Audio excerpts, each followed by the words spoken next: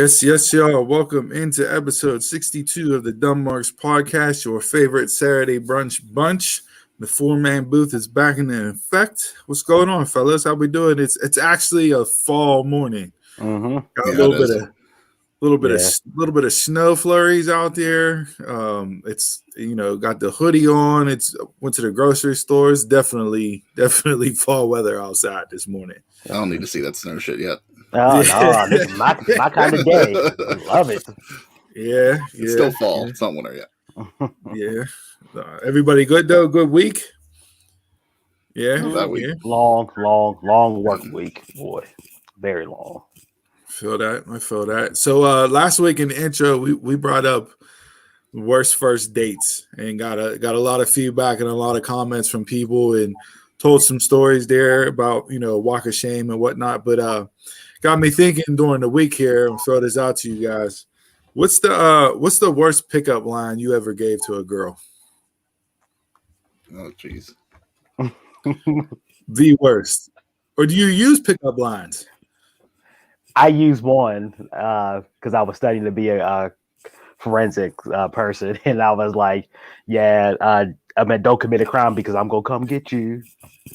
Yeah. This dude is he's always on some felony shit. Like he's always. If you got a rap sheet, Donald is trying to hit you up and slide into your DMs. You should have been a parole officer. You would have had the end right there. But it was so bad it worked. So and you got that off? Yes, I did. She bought that? For real? Yeah, he did. Uh-huh. Wow. Mm-hmm. Wow, I can't believe you got that off. That's hilarious. That's wow. Okay. Don't commit a crime because I'm gonna find you. Oh, Chris, Jay, what you got? I don't even know if we can top that. Like that. Yeah, I don't know. I don't have one. I don't use them. You don't use pickup lines. You just let the Slim Reaper speak for herself. She's out there.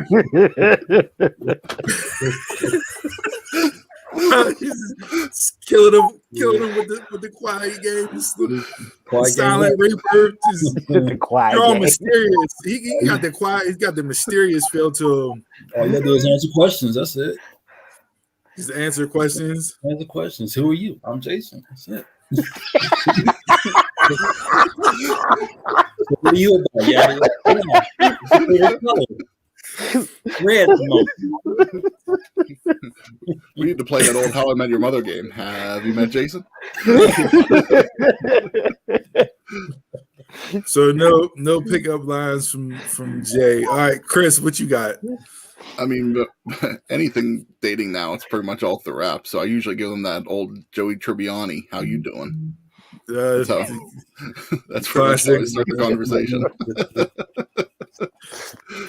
Yeah, I don't even know if like pickup lines would even apply nowadays because it's all, like you said, it's all apps and social media and whatnot. Like I know back in the day, and I'm not going to use this line because this was my brother's go-to line back in the day. We'd be out at the club, right, having a good time, good vibes, everybody out having fun, this and that. And in Pittsburgh, up on Mount Washington, which is across from downtown, there's a famous, expensive, nice restaurant up there called the Lamont.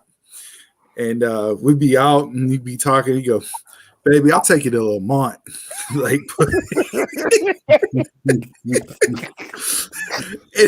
I was like, "You've never even driven up on Mount Washington. You don't even know where the Lamont is, and you telling girls you're gonna take them to the Lamont." Come on. But that was the go-to line. You knew he was serious when he pulled that out. It was hilarious. Like we could all see him starting to work the angle too to get it in. And then all of a sudden he would just slide it in there, lean in real close. "Baby, I'll take you to Lamont." But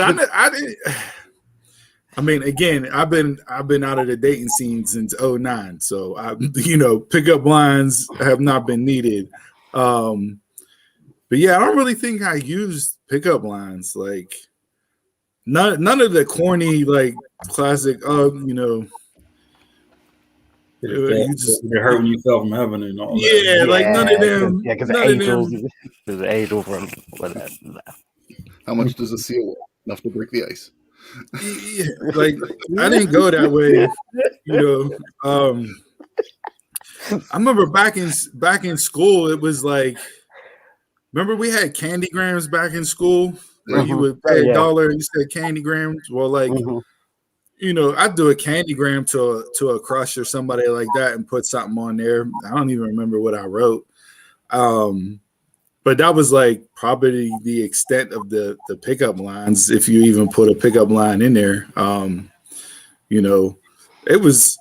I do remember. This is gonna be funny. So back in, I want to say I was in like 5th grade, 6th grade, right? You remember, and this is going to date us for all you young bucks listening out there, but cassette tapes. They used to come where you'd unfold so it was cassette, you put it in the cassette player and it would play music for all you streamers and downloaders and everything nowadays. But the cassette, the cover, you would open it up and it would be every song, right? And you'd have the lyrics for every song. So I remember it was around Valentine's Day and I was trying to get this girl to go out with me. You got to remember, this is 5th grade, 6th grade, right? So I had Whitney Houston, and I forget which one it was, but I opened it up and I took lyrics from the song and put it together in a poem format, right? And gave it to her as a Valentine, and that shit popped off and worked. So, yeah, you never opened it. Yep. So I used the song lyrics to grab her up. But yeah, I never used the pickup line deal. I don't know. You guys can chime in and let us know what's the ladies out there. What's the worst pickup line you've ever received? Guys, what's the worst pickup line you used? And ladies, do you use a pickup line? What's your go-to pickup line? I feel like we deserve more pickup lines, right? It shouldn't be a one-way street with the pickup lines. Like, I don't know. Nowadays, like I said, I don't know. I know people sliding in the DMs nowadays, and girls are taking shots more than dudes, from what I hear nowadays. And yeah, like it's crazy out there in these dating streets, from apparently. But things have changed.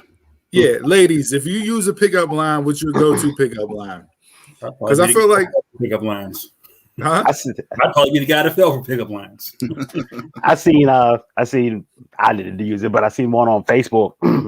Some girl posted a guy DM her a dog, and then the guy was like, "Oh, my dog was lost. Sorry, how you doing?" That's one way to slide in. We used to do that with my buddy's son back in the day whenever he was like a toddler, because he was all like the cute little boy and everything else. And we'd be at the park or whatever and run over. Hey, can you help me find my dad? Oh, thank you so much. How you doing? What's your name? Yeah, but I'll be interested to hear feedback on this. I know we probably should have posted it out there beforehand to bring them up, but we'll follow back up next week and read some of those off based on the responses you got. But I just thought it was a little follow up to the worst date stories we were given last week. Wanted to see what cringeworthy pickup lines we use.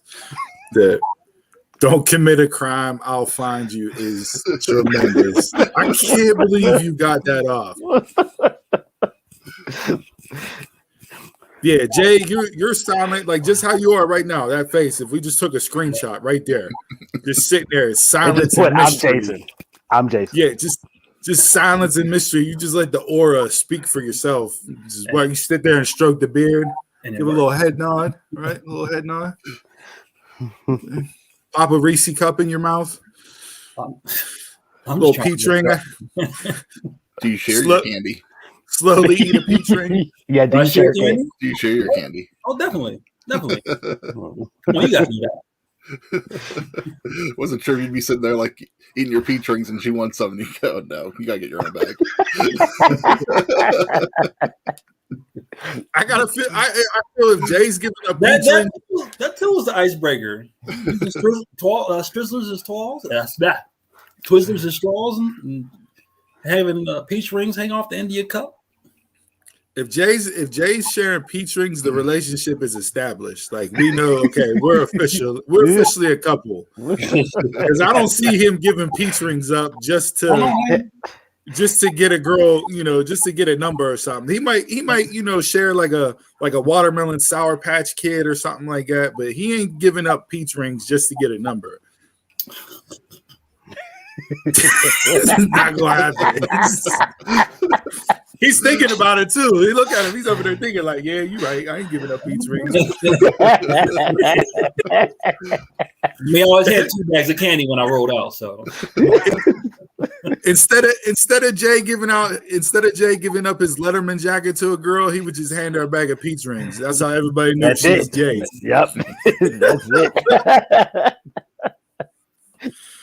So if you're out there and some of your favorite pastime is eating peach rings and laying on a couch all night, we got a guy for you. I sleep in one time and all of a sudden I'm leaving.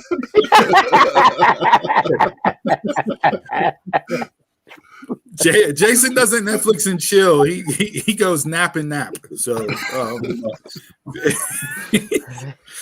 oh man. All right. Anybody got anything else here? No, we good after covering that. Want to get into some snacks? Yeah, we got anything for Smash or Trash this week? Got a few things. Okay. All right. A few coffee. Hold on. Before we get into Smash and Trash, do you have a cardigan on right now? I do have a cardigan on right now. You could have told us it was Cardigan Day. It all came in with you. Yeah, we all got the logo, the hoodies on, and everything else. You showing up like a Mr. Rogers. Like, come on. It is World Kindness Day, Cardigan Day. So, wait, is that a real thing? It is a real thing. Yeah, he said, in honor of Mr. Rogers. It's Cardigan Day. You said world kindness. Yeah. That's a damn lie. So in honor of Mr. Rogers, you're supposed to go out and wear your cardigan, do something kind for somebody today. I'll go buy me some food and eat my food. Oh, see, look, you selfish son of a bitch. That's what's wrong with everybody nowadays, don't you? Yes, it is. Killed or be killed. Well, again, if you commit a crime, Donald will find you. We'll find you. All right, what do we got for Smash and Trash? All right, a few coffee items. Hostess is putting out some coffee and hot chocolate. There's a few of these, so I'll just read them off, and then after I'm done, you guys can give the Smash or Trash. There is a Twinkie cappuccino, a Snowball cappuccino, a Ding Dong's hot cocoa, a Twinkie's coffee, a Ding Dong's coffee, a Honey Bun coffee, and a Snowball coffee. All trash. All trash because they're coffee. Smash all except for the Snowballs. Yeah, I think I'll go with Jay there. I'll trash the Snowballs and I think I'd smash the others. Okay. Something adult. I know where are we going here? So where we go? The edible panties. Southern Tier They Brewing. get stuck to your teeth. Southern Tier Brewing has their Nitro Creme Brulee beer that's been out for a while.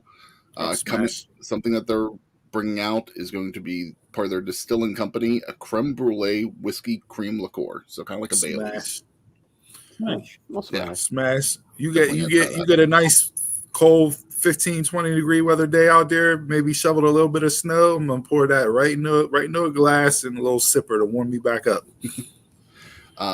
Couple actual Hostess items. There's going to be a new jumbo honey bun made out of devil's food. Trash. I don't like devil's food. And part of their jumbo donuts line, they're going to be called Boost, and they're going to be a caffeinated donut. So it'll be a coffee flavor of chocolate mocha and caramel macchiato. Trash. Trash. I don't know how you put caffeine in a donut, but I don't need diabetes and an adrenaline rush at the same time.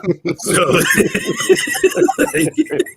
no. More diabetes. Krispy Kreme for Thanksgiving coming out with 4 new donuts. There's going to be a cranberry orange, Dutch apple pie, pecan pie, and the gobbler that just looks like a turkey. Smash, smash, smash, and smash. Trash all. I'll trash the gobbler and trash the pecan, but I'll smash the other two.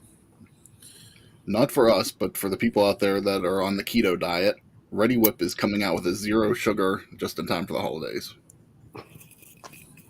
Smash. Trash. Terrible. If you guys know the Jordan almond candy, they're coming out with an eggnog almond for the holidays. Trash. Trash. I like eggnog, but I don't need that in a candy form. Yeah. We talked last week about Screamin' Sicilian, their company. They're coming out with something new called a Supreme Loaded Egg Roll. So it's going to be like a pizza stuffed egg roll for the oven. Smash. Smash. I'll smash. I don't remember if we talked about this. I don't think we did. Pop-Tarts is coming out with a sugar cookie Pop-Tart for the holidays. Smash. Smash. Trash. Those are good. And the last one, Jason, just for you. Arby's is coming out with vodka. There's going to be a crinkle cut fry and a curly fry vodka. Trash the whole establishment. The slander, boy. I'm intrigued. I really am intrigued. I am too.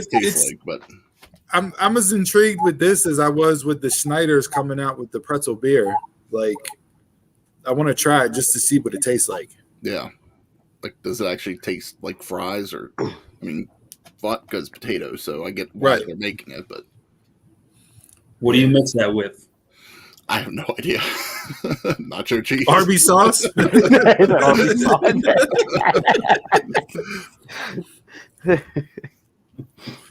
No clue. But all right, cool. We good? That's all we got for Smash or Trash? That's it for Smash or Trash. All right, let's hit bell to bell.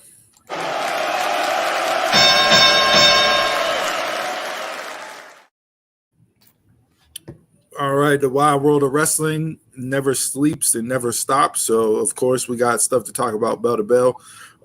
Thanks to everybody that tuned in last night for the AEW Full Gear prediction show. We covered the past week and basically 2 weeks of AEW and discussed that card, broke down the pay-per-view for the night. So if you didn't tune in for that, go over to our YouTube channel. You can check out that video. Hit us up on social media. Let us know what your thoughts are on our predictions, where you're watching the show at tonight, if you're watching it, so on and so forth there. So we'll probably keep the AEW chatter to a minimum, if at all, during Bell to Bell this week.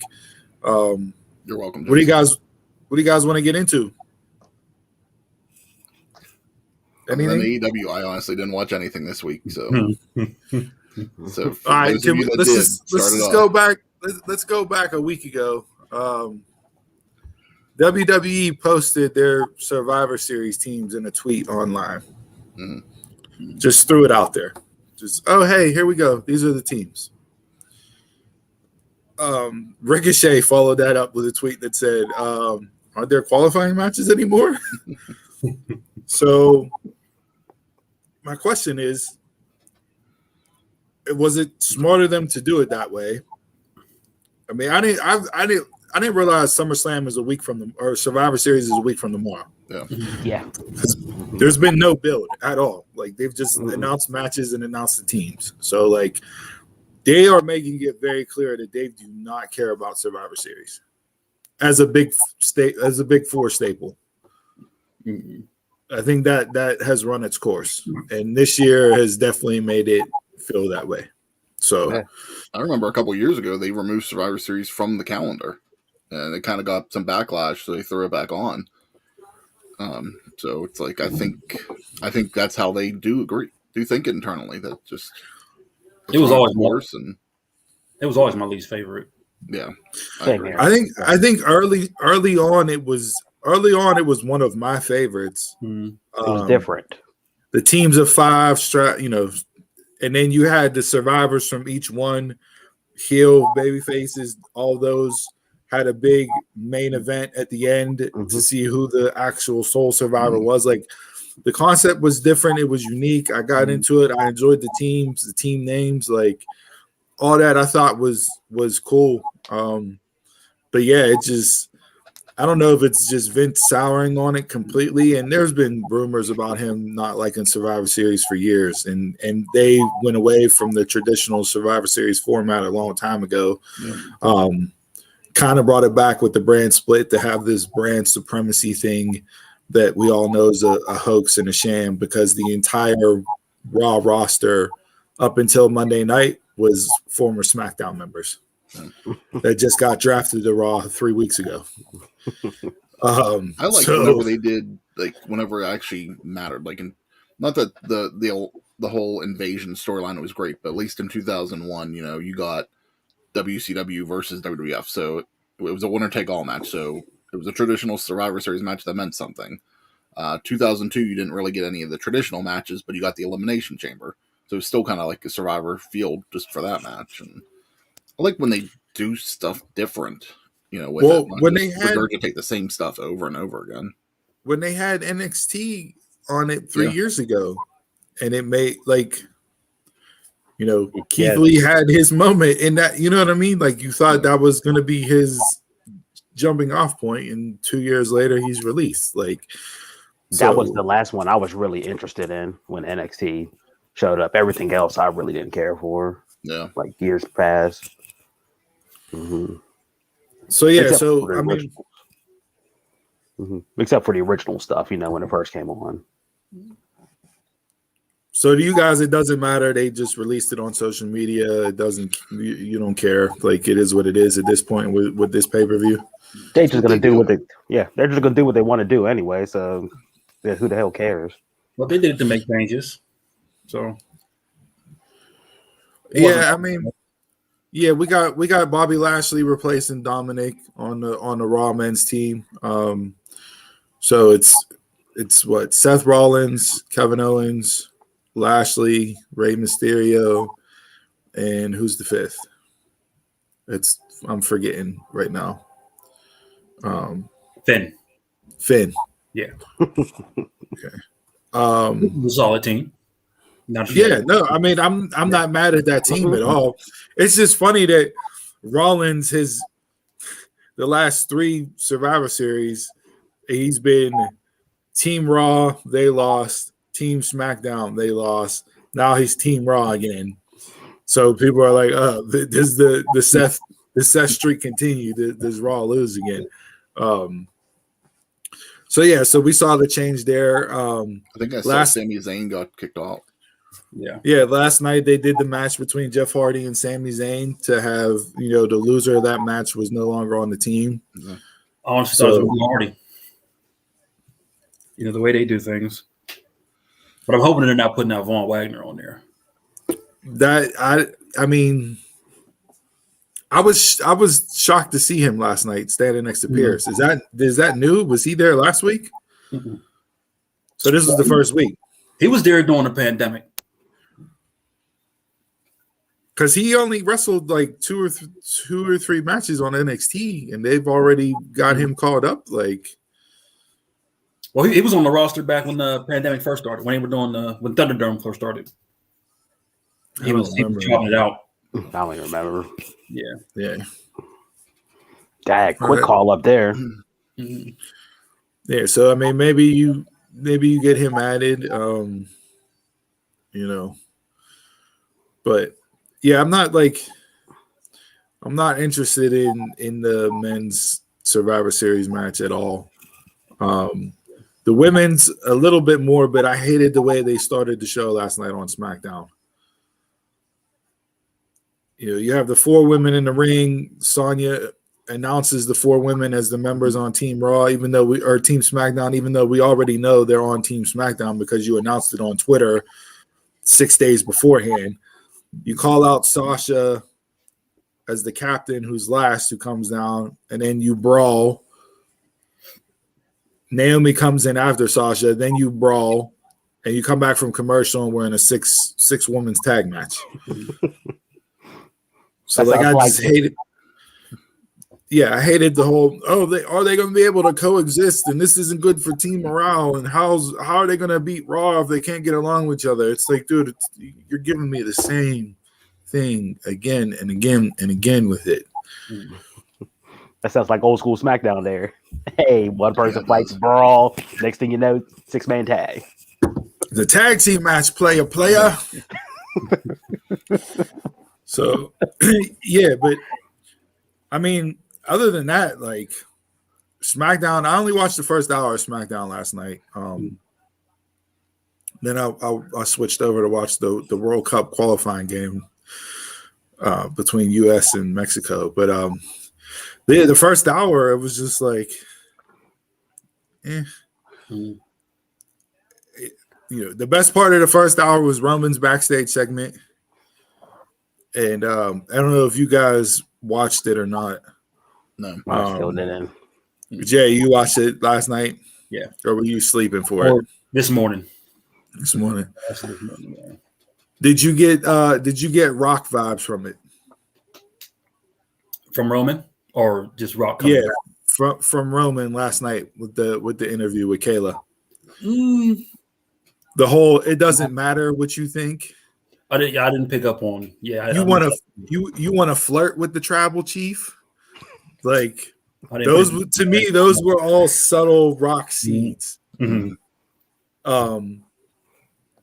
That was just the vibe that I got from it. Again, I think he hit the rock bottom yesterday. What's that? I think he hit the rock bottom yesterday. He might a version of it. Yeah, so like it. Yeah, the bookend. What they call it? What did Becky call hers? The Becky Buster or something? You're an Aggie. Yeah. To me, if you take Roman off SmackDown, and I said this that week he was off, that show just doesn't do it. It completely loses its luster. Like I'm solely tuning in for Roman at this point because he's been the most entertaining thing on the show.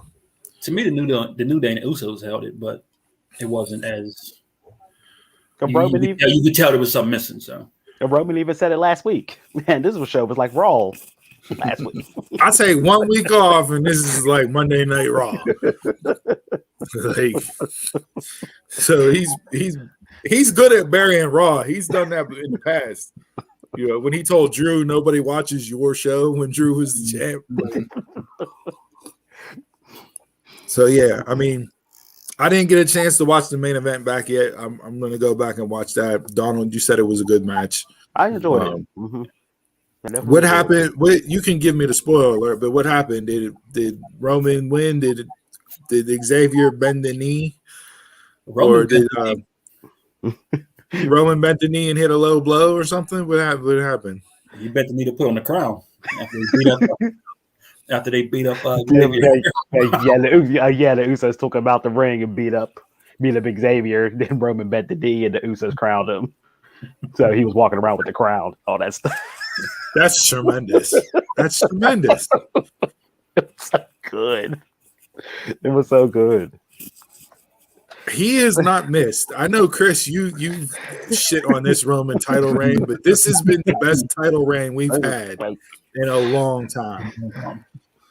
It's something good in a sea of bad, but it still doesn't work for me. Him put on a crown was entertaining. It had me hooked. It did. It hooked me. So what does this do for you for the Survivor Series champion versus champion match with Roman and Big E? Obviously, they've built it up to where Roman and the Bloodline have taken out the New Day on SmackDown. Big E's there, although he had his issues Monday night with Kevin Owens taking an apron powerbomb and whatnot. Does this add to the story for Roman and Big E? Is this them building Big E up to be the conquering babyface and get more shine on him, or what? I would have rather seen Bloodline versus the New Day instead of a champion versus champion. Same. Well, is Kofi legitimately hurt right now? Like, is that why they wrote him off? I didn't see anything. I know they said he sprained his meniscus because of the attack, but I didn't know if that was legit or what. Yeah, I mean, I don't know what you want to do with that, but I think the Bloodline versus the New Day would have been better. I agree. Yeah, it would have fit the Survivor Series theme a little bit more too. Mm-hmm. And I don't see E going over. So no, Roman ain't losing at so all. I mean, what's the point? I mean, at this point, who beats Roman? We ask this all the time, and don't say Drew because I'll drop kick my computer right now. No, I mean, again, you said what you said before that I'm not even full on with Roman, but if Drew would beat him, that just makes no sense. That's probably who it's going to be. Yeah, the one that deserves it the least. it will undo all the work that they're trying to do. Yeah. Mm-hmm. Do you run Brock and Roman again at WrestleMania? No, but I saw Brock's coming back in December. It's probably going to go that way. I think is he coming back next week or is it? No, December 10th. Is that when he's buying the ticket? Yeah. Okay. Yeah. So I mean, there's build up to the Rumble, but I mean, you have Lesnar win the Rumble. Or why not? Yeah. Legends win the Rumble all the time, so. Well, I'm just saying because normally around this time, you could kind of see somebody starting to raise up. Like you saw it with Drew. You saw him getting the crowd involved with the countdown for the Claymore. Like you saw him stacking up wins, and you saw the momentum starting to build to where it was like, okay, this might be Drew's year. Like see him going to get that into the Royal Rumble. Last year I didn't see Edge going wall to wall with it, so that was a shocker for me. But I think they kind of ruined it after he won. It set up the triple threat, and it really wasn't his moment. It was what it was there. But right now, like I don't see anybody right now. No. And given the fact that someone that's going to return in January. Like an Edge, someone like that would come in. Batista came back around January. Edge came back. Surprise Rumble entrant. I don't know. No, but I'm talking about like who would you if you had to pinpoint where they're going as far as who's going to win the Rumble to set up for Mania? To me, it'd be somebody from Raw. Win the Rumble, like Finn, maybe. What about AJ? Say what? Do you keep Big E as champ till Mania? So give whoever Big E at Mania. I feel like you can give. I gotta see how it goes. Like, what are you doing with Big E? Like, you got him and Owens having their thing right now. Mm-hmm. So is that going to lead into them two at Rumble, or is that going to lead them to at the day one New Year's Day pay-per-view? Because that's before the Rumble. So when does Seth get his? Or is it just whenever? That's kind of the thing. We don't know. It's not a Money in the Bank contract, so it's not like he can just carry it around for whenever, but yet they haven't announced when his shot would be. At least my worry with Big E right now is that Vince will cool off on him before he's given it time to build steam up and just put it on Seth, because Seth has that number one contenders contract. And he'll go back to banking on Seth. Yeah. And like I don't want him who they have win the Rumble too. If they have Finn win, they're probably not going to do it Big E Finn. What happened if they have AJ win? Because I forgot all about AJ because of him and the tagging. Yeah, I'd never be upset with AJ winning. So no. Mm-mm. So I wouldn't mind seeing if you're going to have Big E be the champ. I wouldn't mind seeing AJ win and having them two go at it at Mania. I mean, they kind of gave AJ that win this past year at Mania just to become a Grand Slam champion because Triple H didn't want to do the match. Unless, Triple H probably isn't going to wrestle again now. Yeah. So it's like, he probably won't get that. So maybe they do give AJ a Rumble win. But now, at least with Raw, you have options. Yeah. You can have a chase. You just named 4 people who's in there. One's already got a shot. I think Owens is coming with a shot.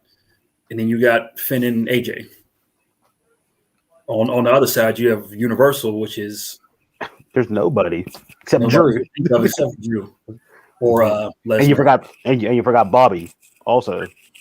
Lashley on the Raw side. Yeah, they could fit him in anywhere, but if you would give me either Seth, Finn, or AJ, Big E at Mania, I'd be okay with either of those matches.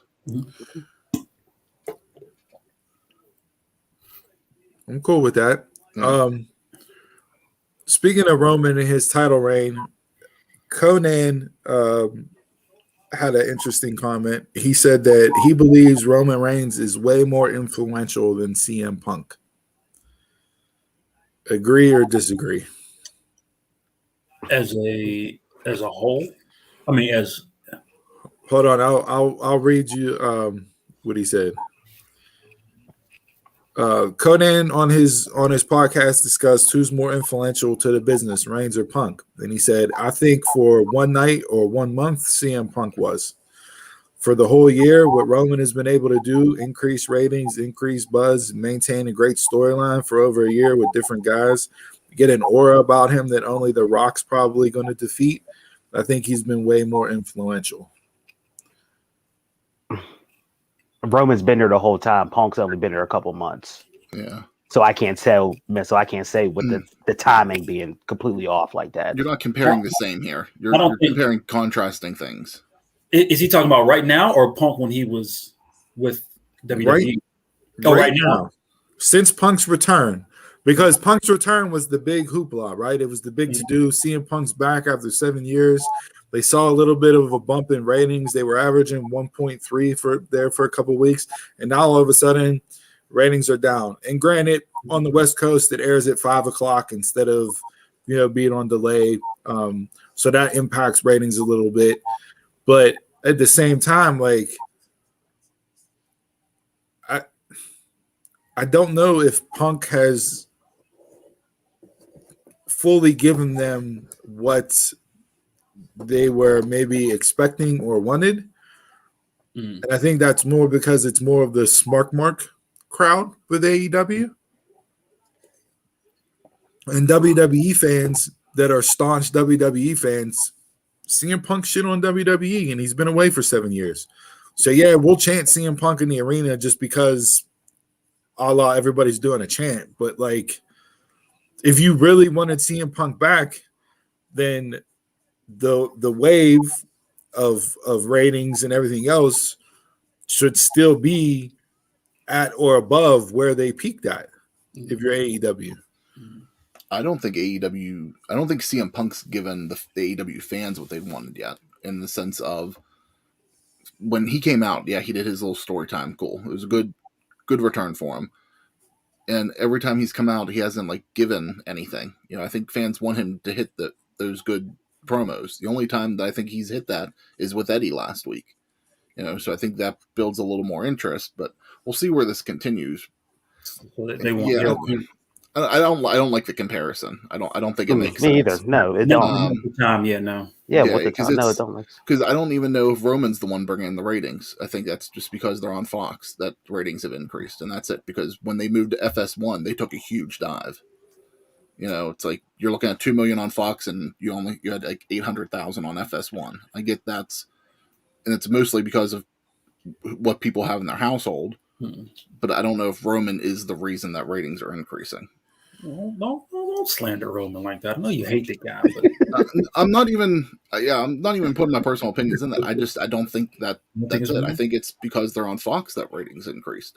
I think if you put SmackDown back on USA, they'd be getting around what Raw gets every week. See, I think they would get more on USA than what Raw gets. Raw this week had they had what was it? They had their third lowest hour audience ever, which was a 1.373, and overall they did 1.5. They wouldn't be getting 2 million people on USA. No, 2 million now. Mm-mm. I don't think 2 million. Okay, all right. I just thought it was a little interesting. And speaking of the networks that you brought up, Chris, with USA and Fox and that, Ringside News put out an article that TNT executives want to build AEW around CM Punk. No. Isn't this the issue that happened with WCW? Yep. Where the network stepped in? Yep. Let's put it all on brother, and look what happened. No. You have MJF who announced the 4 pillars of AEW.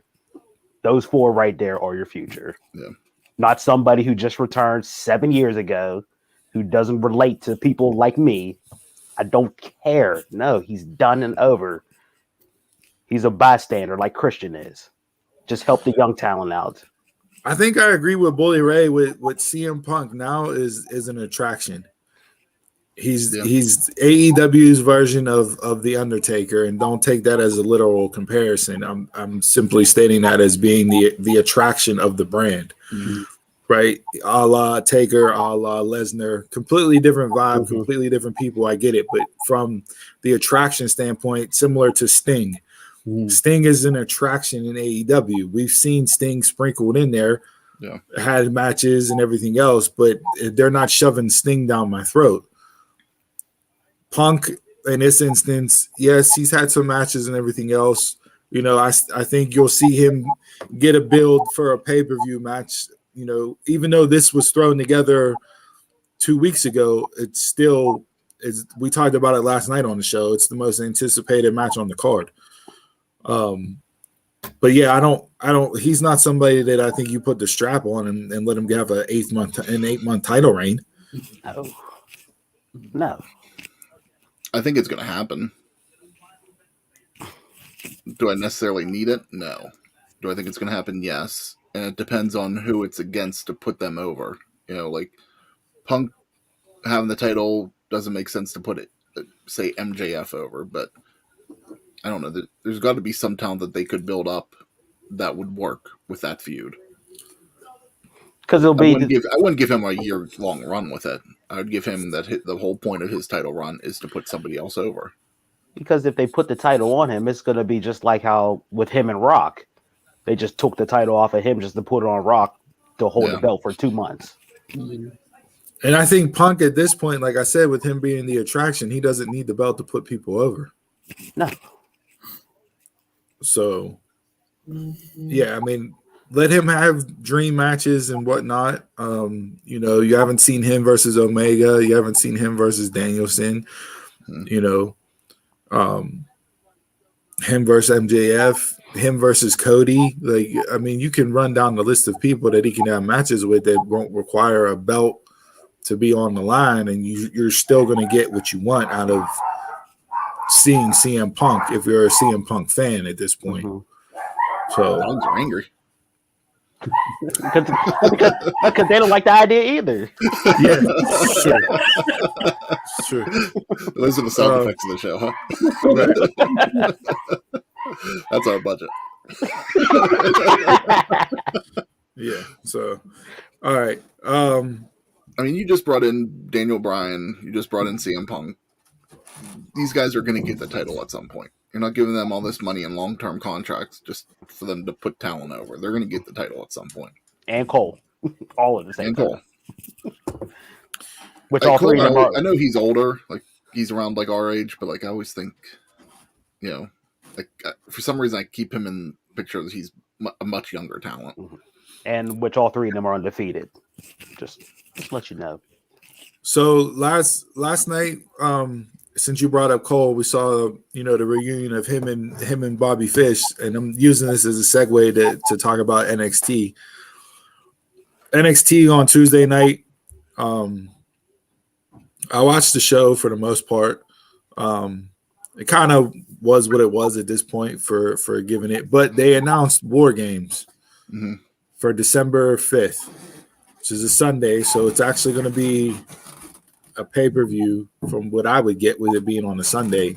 They didn't make the announcement if it was going to be on USA on a Sunday, but that would be kind of odd that USA would put that on. Who knows? Maybe it's a way to appease them for having Salute for the Troops being on Fox.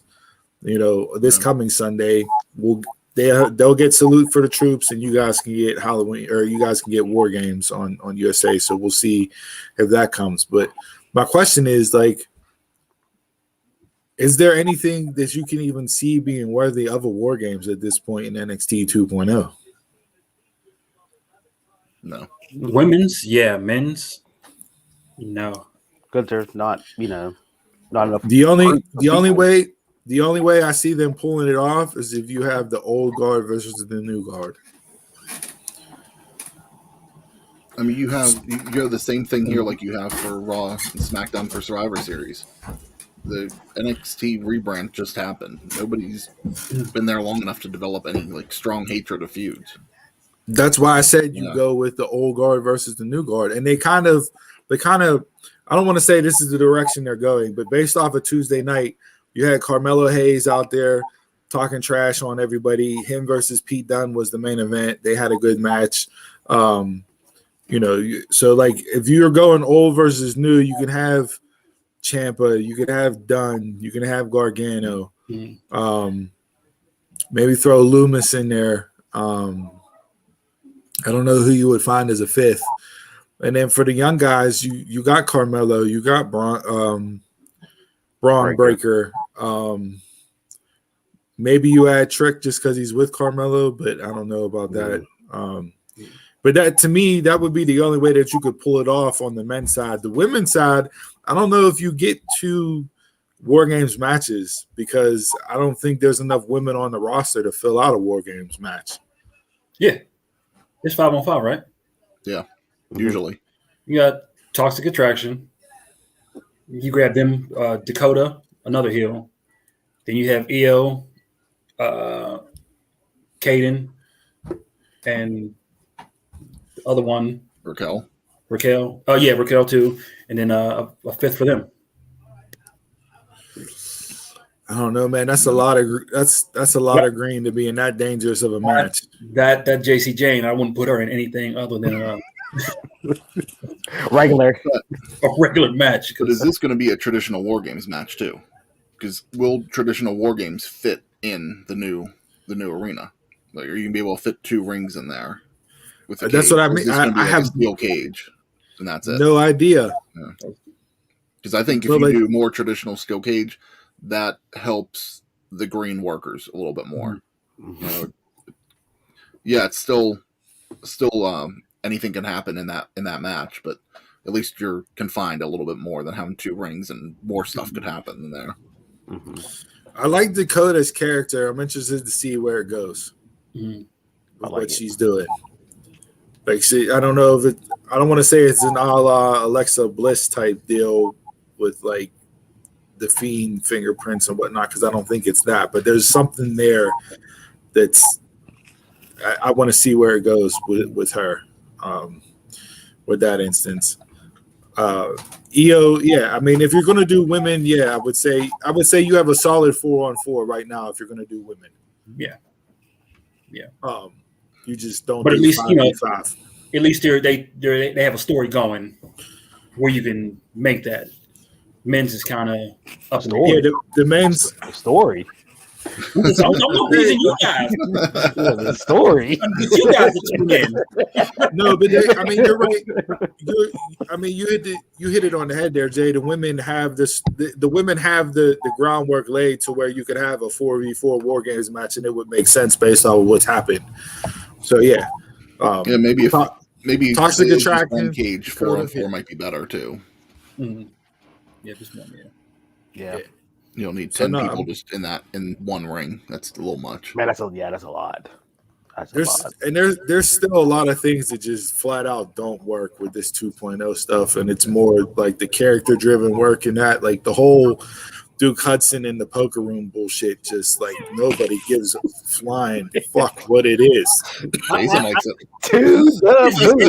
It's not that. It's like people complaining, like, what is a poker player doing in wrestling? Like, so what is a garbage man doing in wrestling? What is Big Boss Man doing in wrestling? It's a character. Yeah. But I know, but that's what I'm saying. Like, it doesn't work in today's feel. And based off the characters that they given these people to roll out, that by far is like, dude, what did you like? What short straw did you pull to get the poker player gimmick? Like, where does it go? You know what I mean? At least with like the Chase U stuff with Andrew Chase, you could see that being a thing, and they can do different things with it.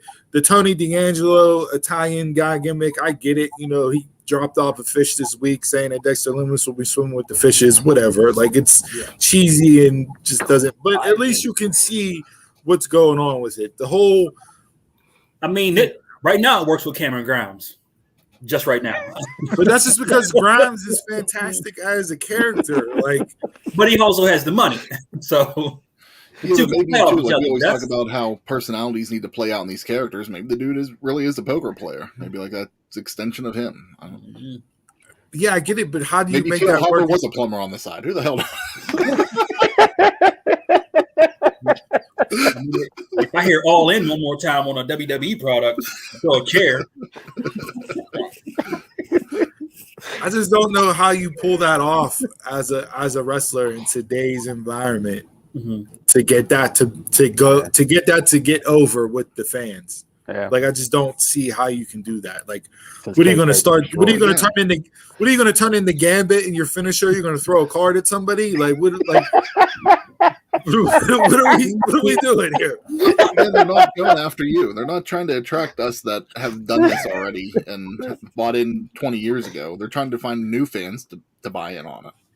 And they're leaning towards more of the edgy, sexier stuff with the sexual undertones to grab a younger audience. Like, that was a little, I don't want to say uncomfortable listening to this past week, but like, I don't need Beth Phoenix on commentary talking about sexual tension between Kono and Elektra Lopez. Like, but I mean, yeah, WWE products trained you well the past 10 years. Going PG. They don't want you to talk about sexual tension. There's a way to do it. Just, I don't like having a woman talk about it. Like, it just didn't, like, I don't know. It just didn't sit right. Yeah. Like, you don't need to talk about it. You can just see it. Like, you can see it. I don't need anybody reinforcing it from commentary is where I'm going with this. Like, I can see it, and you can play on the tropes and everything else to get it to come across. That's where you're going without Wade Barrett and Beth Phoenix chiming in with sexual innuendos and stuff like that. Like, you don't need that coming across the screen, you know? So, but yeah, we'll see how War Games shapes up here from NXT. Anything from Tuesday night that may have caught your eye? Anything else? I was surprised with War Games that they took out the takeover branding. So that just shows right there that it really is completely different. So I read an article that in regards to the takeover branding, women can't talk about sex. No, that's not what I said. It's not where I was going with that. What I was saying was I don't need her or him on commentary reinforcing the sexual tension when you can just see it on screen. Like, you don't need to add it. You don't need to you don't need to oversell me on it. You know what I mean? Like, I get it. I can see it. I know it's there. Don't just push it on me completely by overselling it with commentators talking about it themselves. Like, for me, especially if it is NXT 2.0 is younger based and not necessarily kid based. Like, they're still trying to walk that line. So if you're going to push the sexual stuff and you're talking about it, then like, you don't like, do you want your 6, 7, and 8-year-old watching that? So if main roster is all our kids and NXT's trying to go with the younger male demographic by bringing back the sexual stuff, like, how do you walk that balance? To me, if you don't talk about it and you just let people see it, then the 18 to 25-year-old will get what's going on in the screen. So, but yeah, anything else on 2.0 from Wednesday night or Tuesday night? Thoughts on little Uso? I mean, I like his style. Mm-hmm. You know, the top rope Samoan drop should be a finisher. Period. If you're going to do it, that should be a fit. You know, just like an avalanche, DDT or an avalanche AA drop. Like, there's no reason why you should do that in a match and somebody kick out of it. If you're going to use it, then that should end the match. You know, I don't know where you go with the. I don't want to say Street Fighter gimmick that he has, just because he's a fighter from the street. But he's a Street Fighter in Samoa or something like that. Yeah, I'm gonna need that.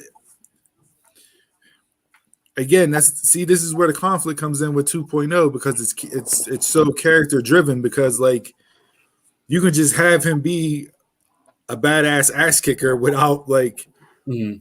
Adding on the hand wraps and you know what I mean? Like I just don't get why you have to go so over the top with it. He's the ultimate fighting machine, comma.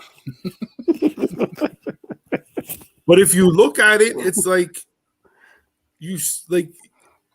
guys our age will see that, and that's where the reference will go, right? Because we saw it, and given who supposedly has their fingerprints on NXT 2.0 right now, that reference makes total sense. I just think you could do it without having to have him be all suited and booted in full garb to get the point hammered home. You can't wear gear now? No, you can wear the gear. It's just when you start adding everything on top, it's like there's a different way to present this in 2021 that'll have the same effect compared to how you would do it in 1988. He'll come out kicking bamboo next week. I can't wait till there's a chef on NXT 2.0 and you see him like cooking on the side of the ring. Like I said, I didn't mind the show. Like I said, I watched it. I didn't mind it. It had its ebbs and flows like it does now.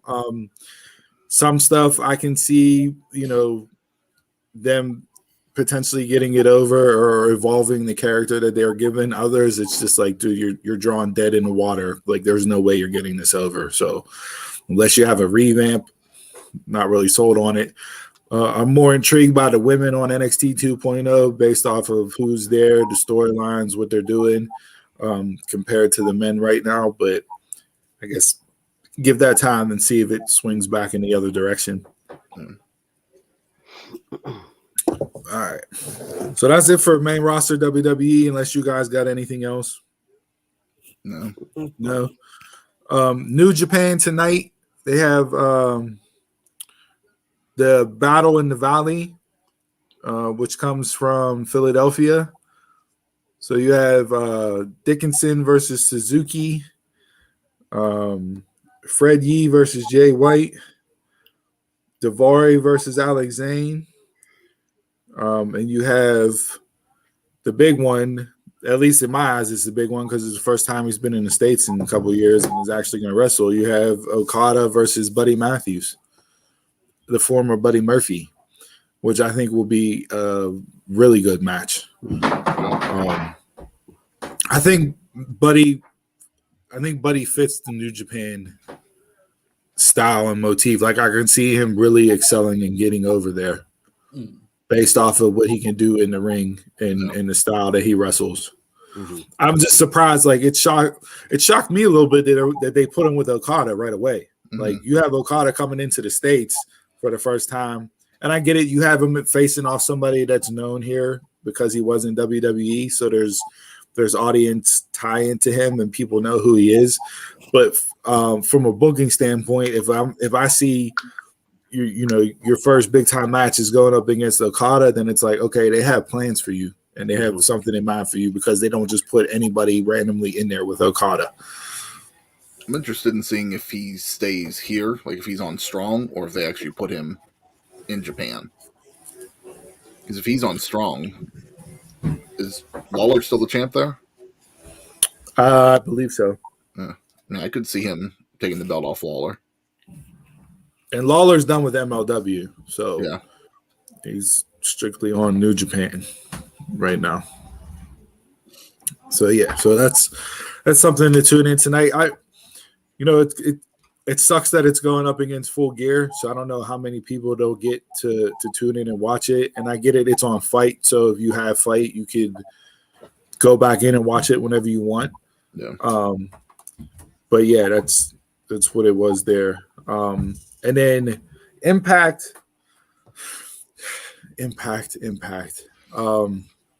We talked about this a couple weeks ago with what they need to do to get more eyes on their product, because they are having probably one of the best weekly, like week-to-week shows in arguably all of pro wrestling right now. Since the pay-per-view, it's been they've had really good shows. But again, there's no eyes watching it. I think this Thursday night, Chris, you said what? They had 75,000 people watch? Yeah, 79 down from last week at 118,000. So it's a big drop. I think that's a huge drop. I think most people tuned in to get the Bound for Glory fallout, but yeah, that's a big drop, and I agree. I mean, when they were on Twitch, I didn't watch consistently every week, but I tuned in more than I normally would. I'd rather see them do something, and you can buy their subscription either through Impact Plus or through their YouTube channel now, but again, it's more the principle for me of I'm just not paying you for it. Why should I have to pay to watch your programming? Yeah, and they announced this coming Thursday, the card. You have Steve Macklin versus Laredo Kid. That'll be a good match. You have Gallows versus Hikuleo. You have the Inspiration versus Brandy Lauren and Kimberly, and then the big main event, you have Suzuki versus Alexander, which I think is going to be a banger of a match. Yeah, I'm gonna try to watch that one. So yeah, find a video online somewhere for that. Yeah, that one I'm gonna seek out to tune in and watch that. Like I said, Impact is, it's a shame because I really loved watching them on Twitch when they had the Twitch stream going, and they averaged decent numbers on Twitch. For what it was, but the fact that they're only on Access and that's not widely distributed across households hurts them, and that's kind of why I think they fall off the way they fall off, even though they have a solid product. So is NWA on Fight? Yes, NWA is solely on Fight. Yeah, but you pay for that a month. But NWA also puts Empower on their YouTube channel, and I believe it's a week behind. So you can still watch Empower. You don't have to pay for it to watch it. They do recap shows, and sometimes they'll throw full episodes on. So, but if you get Fight, you get Impact and NWA, or you got to pay for a separate package. NWA is $5 a month, so you pay for NWA. Yeah, not Fight itself. That's not like Fight subscription. Oh, yeah. So that's why I said when Impact has Impact Plus, and Impact also has their YouTube. They don't do anything on Fight. Okay. So you either subscribe to Impact Plus, and then you can watch it, I think, like the next day, or same thing on YouTube. You pay. There's a couple different levels, and then you go from there. But you pay for Impact on Fight too. For their events. They're on Fight. Yeah. Okay. You pay for like weekly shows too, or for their weekly show. Oh, okay. Yeah. I didn't know they did Fight for that. I just knew. So you have to pay for that. Doesn't make sense to me. I don't know. Like how many subscription packages do you need? Like if you're trying to promote your own Impact Plus, just have people subscribe to Impact Plus. Don't do YouTube. Don't do Fight with it too. Mm-hmm. Like just focus all the attention on one. Yeah. Like make sure it's out. Make sure it's distributed. And then people can find it. All right, and then last thing I want to bring up for wrestling this week, announcement was excuse me. Yesterday, announcement was made that The podcasting game is going to get the dirtiest player in the game. The Nature Boy Ric Flair is launching an uncensored podcast to be hosted by Pittsburgh's own Mark Madden. So yeah, Madden and Flair doing a podcast. It is going to be uncensored was the key word and stressed to be underlined. So you will have Ric Flair. It's called Woo Nation Podcast, which was the one that it was back in the day. But yeah, it'll launch the 17th of November. And it says Flair and Madden. The reason behind making the podcast uncensored is to provide Flair and Madden a platform to give their uncensored views and opinions on the current state of pro wrestling. This is gonna be interesting. It's gonna be super interesting. I'm gonna listen. At least the first episode. I'm gonna give it a listen to just to see how it turns out. They're really good friends in real life. Yeah, and Madden, you know, this goes back to their days in WCW. Yeah. Madden, you know, co-wrote, ghost wrote, whatever you want to call it, Flair's autobiography, and that they are really good friends. They have been for years. I enjoyed Madden and Mike Mansuri when they were doing their podcast for the brief run off of Pat McAfee's network before Mansuri left the show to go on and do whatever he's doing nowadays. This is not going to buy anybody favors as far as, you know, Rick being uncensored. Whatever bridges he has left, I got a feeling he's going to burn at this point with this podcast. Madden is what he is. He's a powder keg. He gets people pissed off for a reason. And that's his gimmick. That's what he does. And he's very good at it. He's had the #1 sports show in Pittsburgh for 25 plus years. They both get riled up on their own. And now they're going to have each other to play off of and get riled up. Right. I can't take Madden. I can only take Rick in doses. I'll listen to Madden like if I'm in the car. Like I don't like search him out, but I hate listening to Pittsburgh sport talk radio in general. So it's like, yeah, usually like I'm tuning in for him if like I know there's a wrestler going to be on, because I think he usually does do a good job when he does interviews.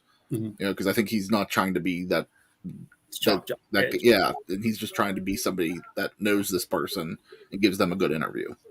So this podcast by itself will give enough clickbait for the entire IWC dirt sheet community to live off of for as long as the podcast runs. That's literally what it's going to be. I'm interested to see how they format it. Would they talk about, is it just going to be current state? Are they going to, you know, go over stuff in history? I'm sure there'll be stuff tied into it. How is Madden going to be able to rein in Rick? Because Rick will get going and he'll start going off in 17 different directions. Like total Madden. Yeah, it'll, you know, what's the length going to be? Like, are you going to have them in, you know, I don't see you have them in like in 83 weeks or something to wrestle with format where they're talking for 2.5, 3 hours. But yeah, so I'll be interested to see. I'm going to download this whenever it comes out to give it a listen and see what it's like. But this is going to be a powder keg, and it will give enough headlines. Something to talk about next week. Yeah. We might have to do a quick, like, you know, listen along. We might have to podcast about a podcast. Yeah, we might have to do a quick like PTI rundown of the headlines from each show that they talk about, because it is going to be full of that, just headlines. So, all right, anybody got anything else for Bell to Bell this week? Nope. Full gear tonight. Excited for the show. Again, go back to our YouTube channel, listen to the prediction show, breakdown, and get you all filled in on what we discussed last night for Impact, and get you set up ready to go for Full Gear tonight. If you're watching the show, tweet at us. We'll be following along, watching live later on tonight. So hit us up and let us know your thoughts on the show, what we got right, what we got wrong, so on and so forth there. So, all right. With that being said, you guys ready to drink a beer? Let's do it. All right. Chug, chug, chug, chug, chug. All right, this week's drink of the week is brought to you by the fact that people seem to think that you get hungover from drinking beer, but clearly it's when you stop drinking beer that you get hungover.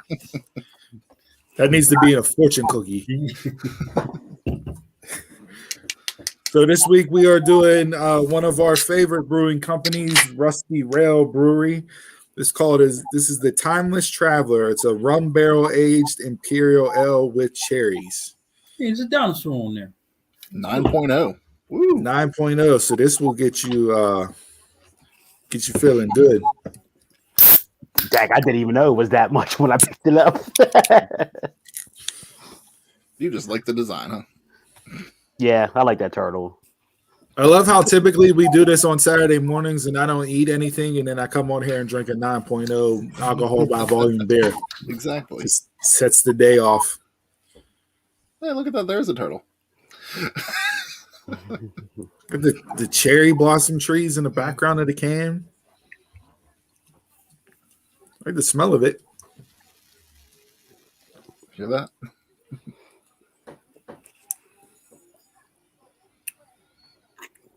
This is different. Smell.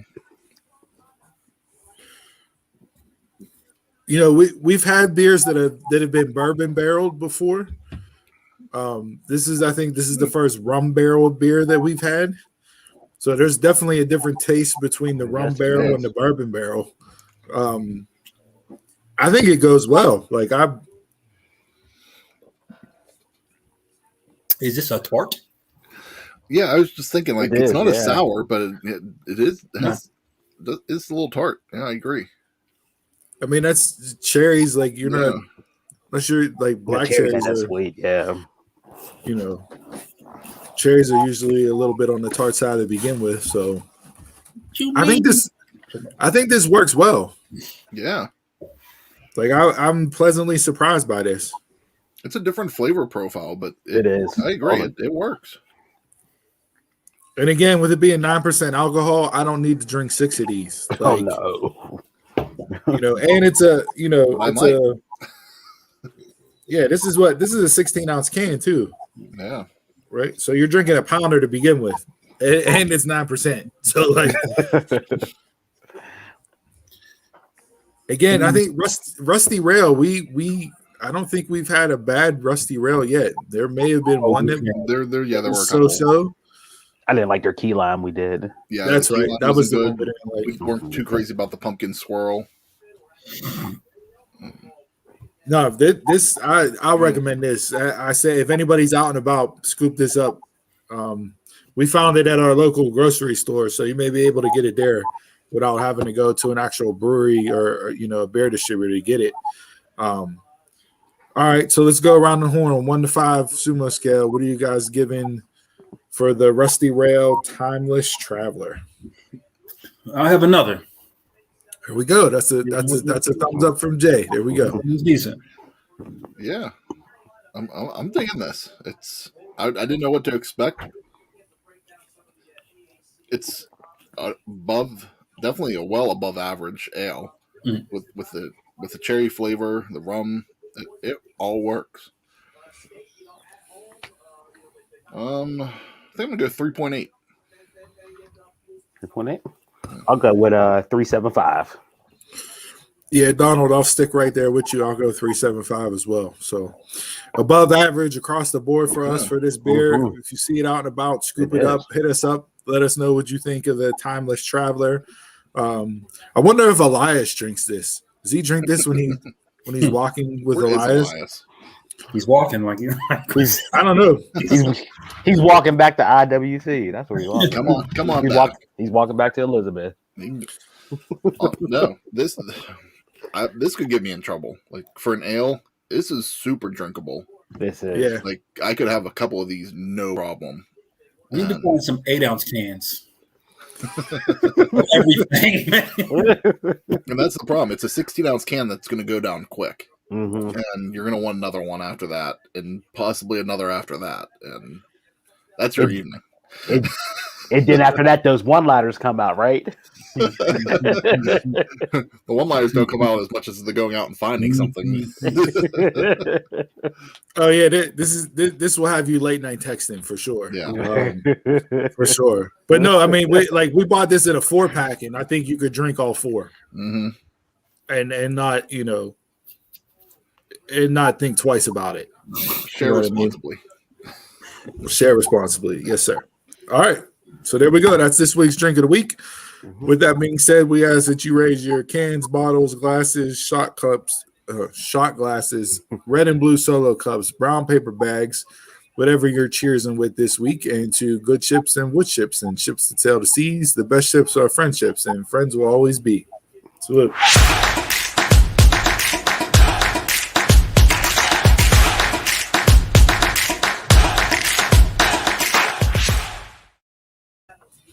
All right, this weekend sports, again, football heavy, football dominated.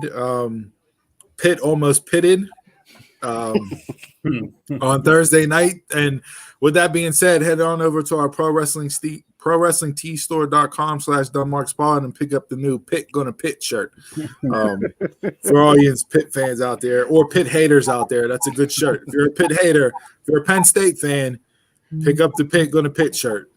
Won't go wrong there. If they keep doing a winning season, we can turn that into a positive, so it can work in the positive and the negative column. So. Absolutely. Year round. Yep. So so Pitt picks up the win. They moved up 4 spots in the BCS rankings. They were up to 21. Beat North Carolina. All they have to do is beat Virginia next week, and they are in the ACC title game. With a chance to go play in a Big Six Bowl. I think as a Pitt fan, if you would say at the beginning of the year they'll be in the ACC title game and have a really legit chance at winning it to play in a Big Six Bowl, I think you would sign up for that in a heartbeat.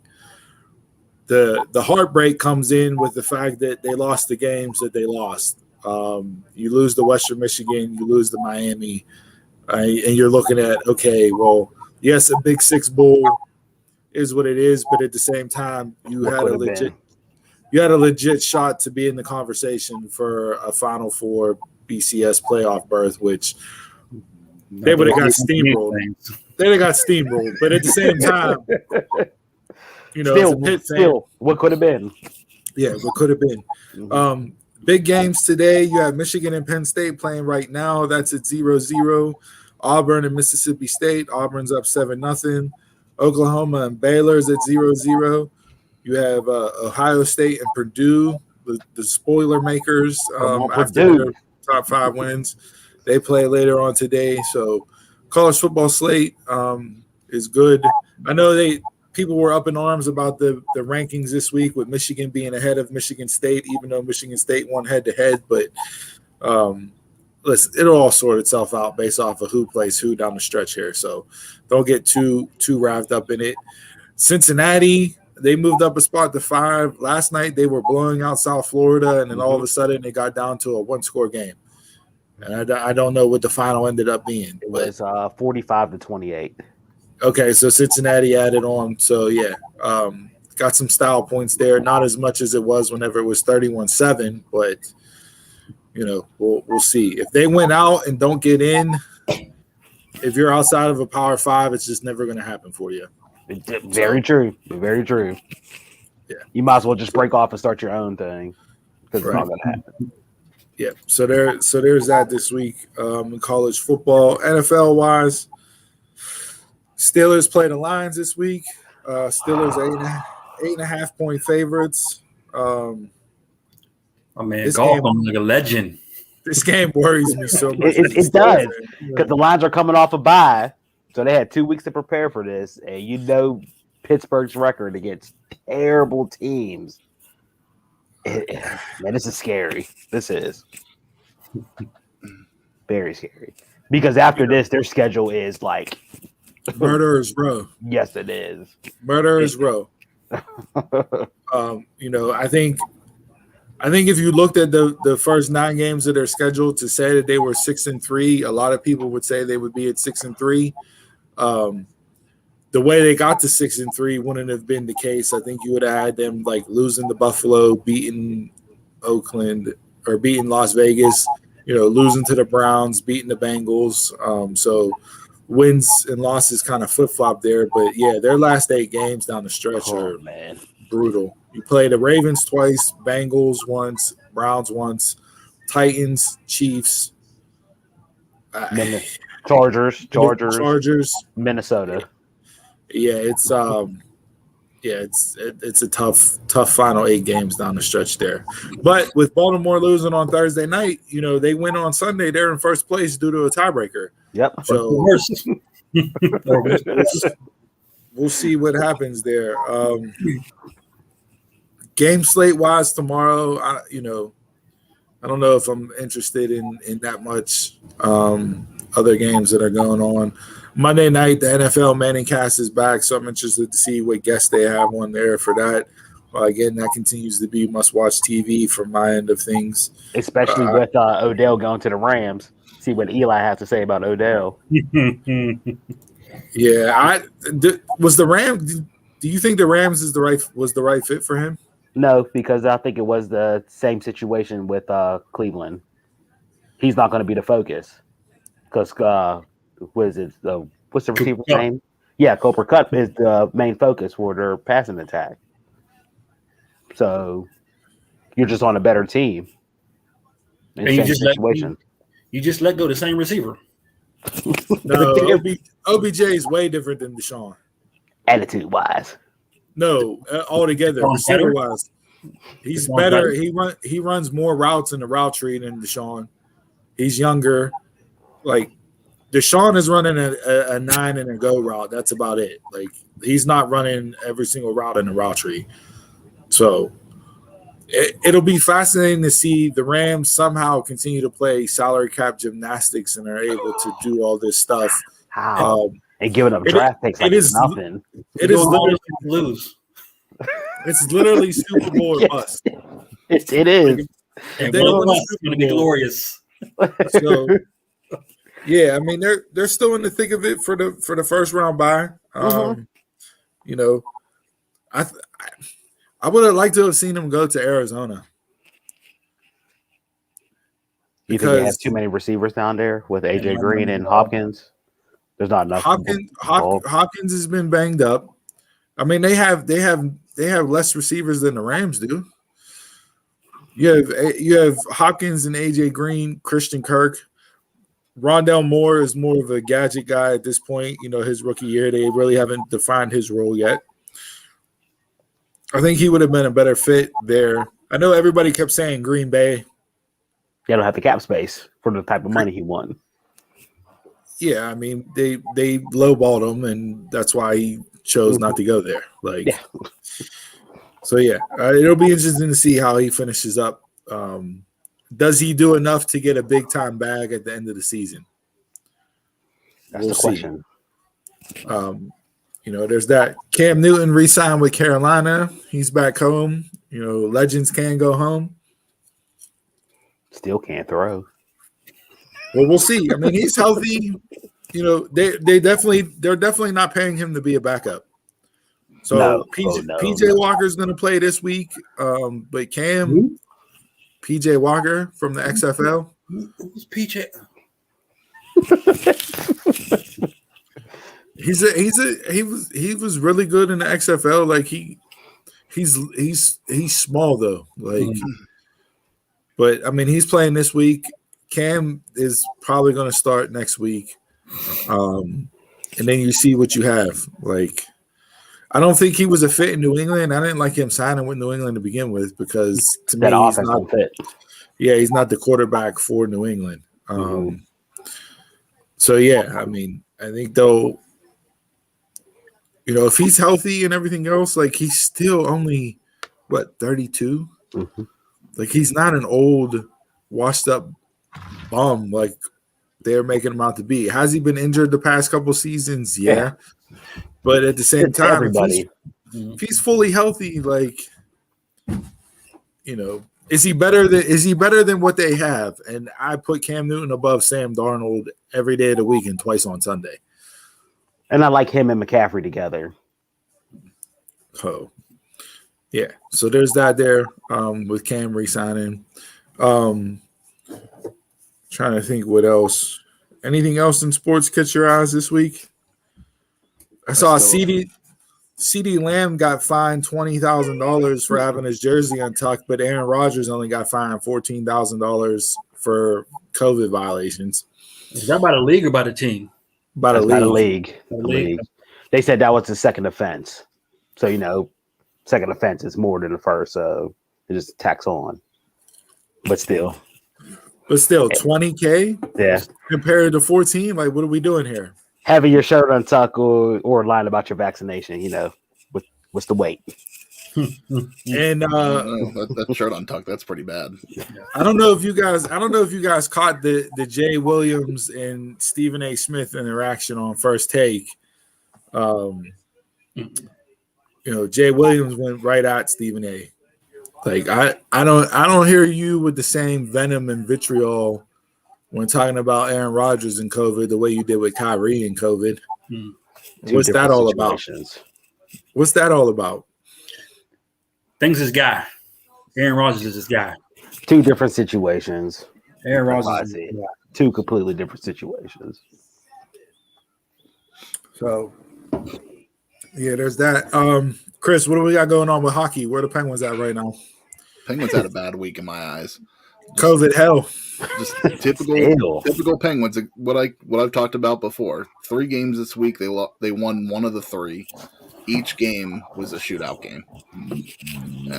Can we not can we take Jari out for shootouts because he can't save he can't save a penalty shot if his life depended on it. I talked about this at the beginning of the season, and since it's maybe I'm in the minority here, but I just think that if they're going this route like they did last season, they'll get burned out. There's just so many overtimes. I went to lunch with a couple of my dad's friends this week, and they were saying that how much they liked the Penguins in overtime. They're 3-on-3, but it's like to me, it's like they can't get it done. If you can't get it done in regulation, it's like I don't like your chances as the season goes on. To me, it's like they're gonna be what they've done the past few years. They're gonna make it in the playoffs, but they're gonna lose in the first round. It's game time. Yeah. And even that, you're having so many overtime games at this point, and you're losing in shootouts. You're putting yourself further and further behind the 8 ball as far as just accumulating points to where even getting into the playoffs may be an issue. It could. I mean, I think this season's almost, from what I've seen so far, it's almost like a carbon copy of what happened last year. It's like I didn't like last season, and I'm not liking what I'm seeing this year so far. I am halfway through that beer, and it's already hitting. Oh, it is too, man. That's why I was already a little warm. Man, that's why I see me drinking that water, boy. I got to balance it.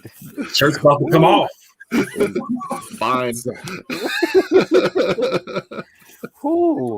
Whatever viewers we have will lose if that's the case. Maybe you'll get a different demo. Who knows?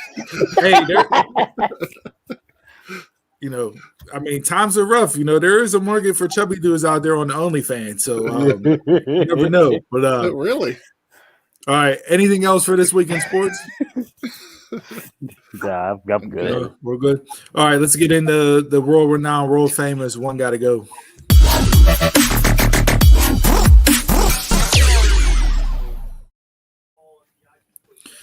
All right, Donald, what do you got for us this week with One Gotta Go? All right, before we get into last week, we did the game show hosts. Very close, but Dawson was the one that got to go. Really? By one vote. Really? Vindicated. Vindicated. You gotta have some words. This guy knows what he's talking about, and the audience agrees with me. The fans know. The people know. The other votes. It should have been. Come on. Get the creepy old white guy out of here. Oh, give me a smooch, honey. No, deuces, get out of here. Good. Really? Okay. Yeah, so we're back in the TV world again, and I thought about TV teachers. And I know 3 of them are cartoon characters and 1 is a real person. But I did have Miss Bliss up there from Saved by the Bell. But I thought that she was a little bit too old on the old side for the young viewers to know who she was. So this is the list I came up with.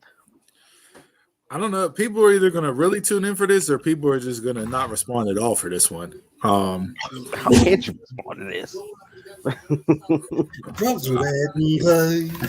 Yeah, Garrison is not leaving. Garrison is number one. That's not Garrison. That's Mr. Mackey. Oh, yeah. I told you that beer was in, boy. Garrison is Mr. Slave. What's that? Garrison is Mr. Slave, right? Yes. No. Was that? Not Garrison Mr. was Slave. with him. Garrison was the teacher with Mr. Hat. Uh-huh. Yeah. I'm gonna go with Miss Frizzle. Magic School Bus got to go. Really? Yeah, Feeney is Feeney. He was just as an important character on that show as the other individuals. So Feeney for me stays. Crabapple. I mean, come on now, Miss Frizzle got to go. Don't got a whole lot of breakdown for this one. I'm a little caught off guard by this, and not only that, but the 9% alcohol beer is taking its full effect. So. Miss Frizzle's staying for me. She's the first one staying. Sorry, I ain't even watch Magic School Bus, but Frizzle's staying. How do you know? How do you not watch it and then say she's staying? That's like saying I never read a book, but reading Rainbow is my shit. Like, come on, dude. Like, what are we doing here? Yeah, you put me in that boat.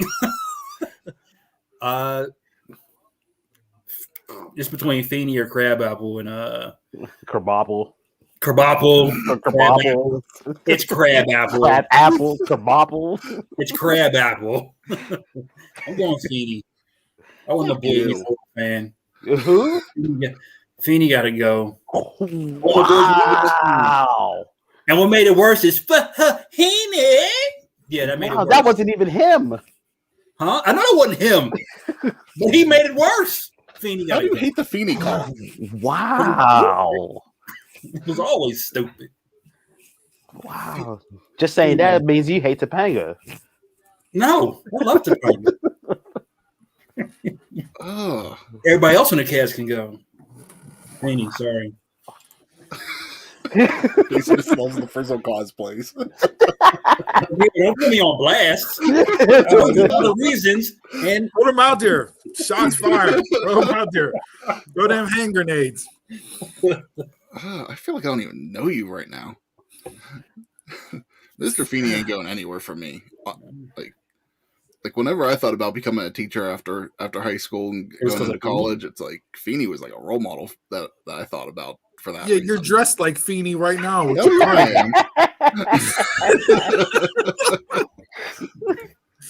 Feeney ain't going anywhere. Miss Frizzle, Mrs. Crabapple, they're not going anywhere either. Mr. Garrison, I liked on South Park, but I just haven't liked what they've done with the Garrison character in a while. And I just thought it's like completely different than what it was. Mr. Garrison can go to me. Mr. Feeney is not going nowhere. That is the teacher of all teachers on TV. Miss Frizzle, she opened up your imagination to so much. I don't know how people could kick Miss Frizzle off at all. Miss Crabapple dealt with those badass kids. So dealing with those badass kids, you are staying. Mr. Garrison did absolutely nothing for those kids. I'm talking about the kids. The kids basically ran that class. And he's not a good character to me at all. So Mr. Garrison got to go. Yeah, I'd be thinking like in my mind, like all the shit the kids did in that class to Mr. Garrison. Yeah.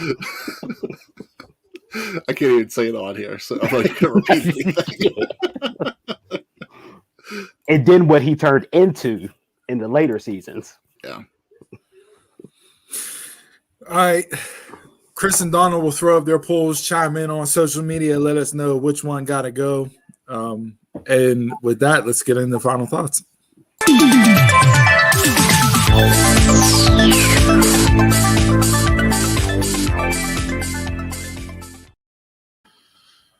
All right, guys. Thanks for tuning into episode 62. Before we send things home, make sure you subscribe to our YouTube channel. Hit that bell so you get notifications when we go live. Like and follow us on Facebook, Instagram, and Twitter at DumbMarksPod. And don't forget, our audio-only edition of the show is available on demand on all your favorite podcast platforms. Support the show by telling a friend about us and purchasing our official merch at prowrestlingtees.com/DumbMarksPod. Our new shirt, Pit Gonna Pit, was added this week. And if you stay tuned, you might find another shirt is added this upcoming week, too. Yes, sir. Christmas season is right around the way, so there's nothing better than to buy a Dumb Marks merch shirt and give as a holiday gift. We appreciate you guys. Love you guys. Anybody that purchases a shirt will get a live shout out on air on the show each and every single week. Final thoughts for you guys. What do you guys got? Anything? I just gave, this is like my third one more in bear. You guys aren't going to turn me into an alcoholic now. Slushy McGee will be your nickname by the end of this podcast. Someone that can chug down the Irish car bombs like you. I am, but I'm not the one that's turning you into an alcoholic. Jay, if you're pounding Irish car bombs, St. Patrick's Day this year, you're coming over to my house for the St. Patrick's Day party, and we're going to get into the Irish car bombs. All right, we're going to get that going. I'm literally going to leave this podcast and get my wife to drive me down to Giant Eagle to find more of this Timeless Traveler because I'm feeling loose as a goose right now. We're going to get it going. Final thoughts for me this week. I saw Disney Plus Day was yesterday. The 1 year anniversary of the launch of the network. They put a whole bunch of content on there. A lot of good stuff came out of it. The thing that caught my eye that I'm most excited for, well, one of the things that I'm most excited for, I'm going to watch Shang-Chi tomorrow with the kids. We're going to have movie day, with pancakes and bacon in the morning. But they announced that X-Men, the animated series, will be coming back for all new episodes in 2023. So if you follow that, they produced 76 episodes throughout the 90s. The show ended in 1997, and it will be back in our lives in 2023. So I'm super excited for that. Great show. They're going to be calling it X-Men 97. Great show. Yeah. Terrific. Like one of the best cartoon shows out there. I've gone back and rewatched it on Disney Plus, and it's just like it's still just as good as it was whenever I watched it as a kid growing up. So the last season was bad because that's when Marvel ran out of money. They was in bankruptcy, and the animation was different, so it was very bad. But the first 4 seasons, amazing. I never watched as much. That's something I do want to go back and watch on Disney Plus because I was such a DC fan growing up. I didn't really get into the Marvel stuff at all. So I watched like the Batman animated series, Superman animated series, that stuff. But yeah, I'll have to check that out because tells how good it is. I watched the Spider-Man too. Okay. Yeah, I had seen episodes here and there, but just never followed it consistently. All right, anybody got anything else for final thoughts? Speaking of DC, they also announced the Agatha series will be so it's a spinoff of WandaVision will be coming to Disney Plus. They didn't give a time frame, but take more Catherine Hahn anytime. Right? Yeah, absolutely. And they pushed back Miss Marvel as well. I know we talked about movies getting pushed back in timeline wise, so Miss Marvel got pushed back as well. Okay. Is that going to be a movie release or straight to Disney Plus? Disney I believe it's Disney Plus. It's a series. That's Miss Marvel. That's not the Marvels. That's not the Marvels. I know what you're talking about. Yeah. No, Miss Marvel was going to be a Disney Plus series. Oh, series. Yeah, that got delayed. Hawkeye's getting ready to come out. Ready for it.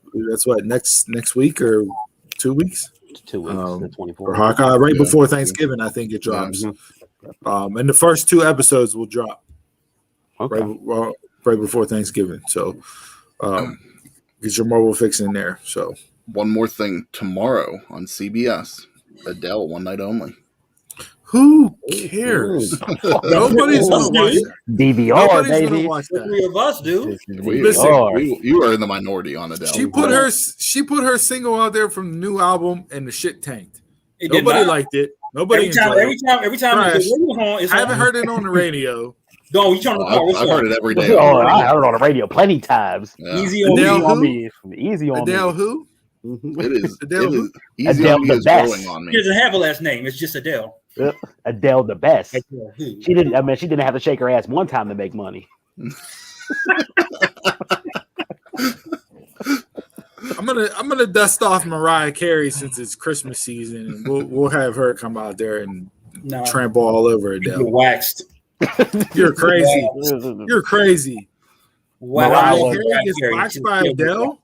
Yep. Mariah was 05, There's right? no way. Now, And I love Mariah Carey. I'm not taking into account recent Mariah Carey, but there's no way Adele holds up to Mariah Carey. Ooh. No way. Vocally Okay. doesn't hold up to Mariah Carey. You make a set list. Well, we'll have a versus battle ourselves. I'll be Mariah, you can be Adele, and I'll bury you. I'll bury you. It'll be like the Locks versus the Diplomats. It'll be just one-sided. Speaking of that, did you guys see the clips from the Travis Scott with the Astroworld incident with the festival out there? No. Rushing the Yo, watching the them break through the fence and trample people and everything else. I think it's up to 9 people have died. Yeah. 24-year-old just passed away from their injuries on I think Thursday or Friday this week. Said the youngest was 14. Yeah, man. Like, I haven't been to a concert and I can't tell you how long. Right? Like, I think the last concert I went to was like in the Civic Arena right after Biggie Smalls passed away, and it was, Puff Daddy and Faith and all them. And I was in a suite watching it. So, you got to know the right people to get into a suite. But it's just the fact that like you're going to something like that that's supposed to be fun and enjoyable and everything else, and then it turns into something that's so tragic. Like, I don't know. There's going to be a lot of ramifications. Probably lawsuits are already being filed. I know a buddy of mine that I used to work with. This is probably going back 7-8 years ago, but his daughter, I believe it was a Wiz Khalifa concert. But one of the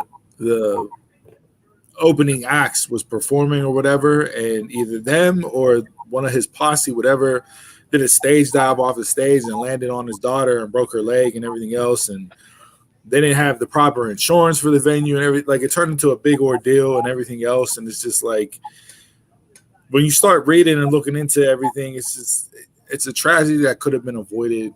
And it's a shame. And it was scary seeing it, watching it happen like that. Traumatic event that should have been avoided. So yeah. So thoughts and prayers go out to everybody there. With that, don't want to end the show on a downer like that. But just thought, because we were talking about verses and everything, it popped into my head to bring it back up. But yeah, I'll wax you with Mariah Carey all day long. One more thing. I confuse Mr. Belvedere with Mr. Feeney all the time, but Mr. Feeney still got to go. So that's. Wait. How do you confuse Belvedere? Because that's what I think of whenever y'all say Feeney. I think of Mr. Belvedere, and I still think of Feeney. You have the Feeney call right too. That's even the worst part. First off, Mr. Belvedere, great show, classic show. He can Butler teacher. Yeah. He can still go. Not even the same profession, but anyway.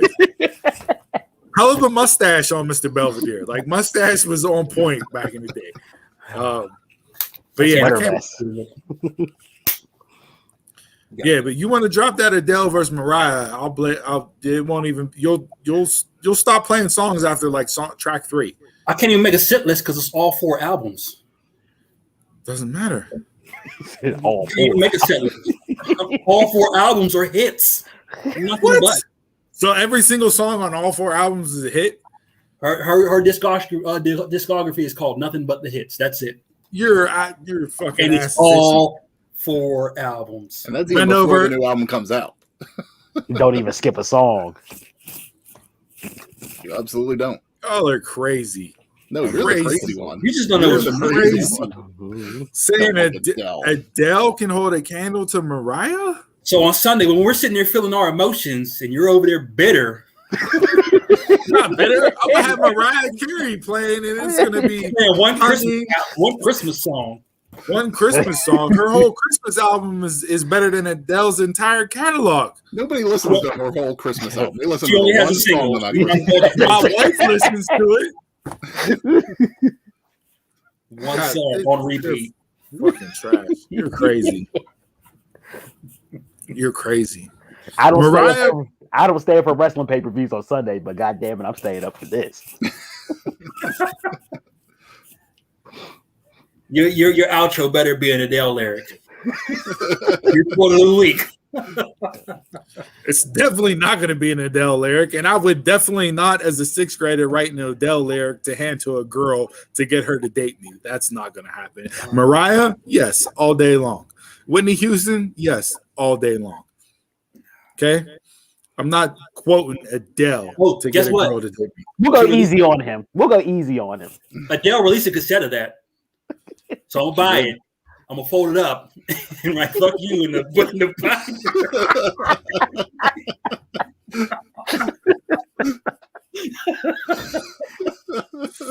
We'll hand out Dunmark's Christmas gifts, and if anybody gets me anything Adele, it's gonna be hands up, square up is what we're going with right there. Chris will get you 19. I'll get you 21. Jason will get you 25, and we'll all pitch him for 30. Adele, unbelievable.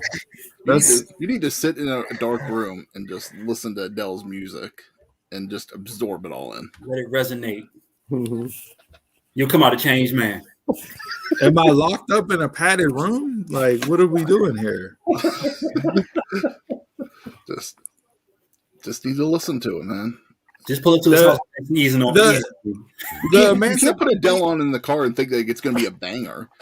The Emancipation of Mimi is 1,000 times better than any Adele album. Oh gosh, what was that? I missed that. Yeah, you're good. You missed that. I don't know which album he picked, but really, I'll go back to Mariah's first album where people didn't know if she was black, white, whatever the case may be, and that'll blow Adele's entire catalog out of the water. You gave me a project. You gave him a project. Listen, I gave you a project, but you're gonna fall asleep before you complete the project, so it don't fucking matter, right? Like, you're gonna take 7 months to complete the project. Scott, all right, we're gonna wrap up the show. I'm tired of arguing with you. And this is a quote. I saw Cassie Lee put this out there. It's from Muhammad Ali. It says, "My only fault is that I don't realize how great I really am." My only fault is that I don't realize how great I really am. God, there's someone that's going to quote that. I think the wrong person put that out there.